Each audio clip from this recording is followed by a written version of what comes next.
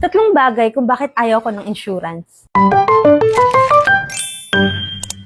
Una, napakamahal kasi ng premiums. Ang mahal kaya ng 500 pesos per month tapos 1 million lang yung coverage kapag nagkasakit or mawala ako. Madami na akong mabibili doon ha.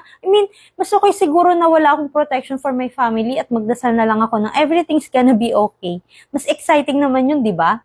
Pangalawa, wala namang nangyayaring masama sa akin.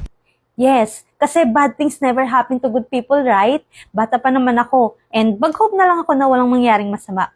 Sobrang fun kaya maghintay ng maa-accident, magkakasakit, or magka-emergency, tapos tsaka ko na lang tatanungin yung sarili ko kung saan ako kukuha ng pera. Kasi ayoko nga ng insurance, di ba?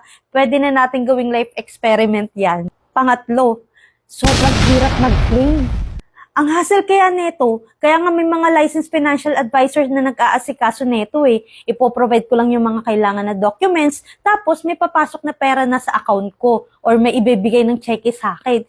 Mas madali pang lumapit sa malasakit at PCSO. So yes, kung gusto mo na lang magka-hope and pray na walang mangyaring masama, go ahead. But if you want a peace of mind, security, and help when the unexpected happens, insurance is worth it.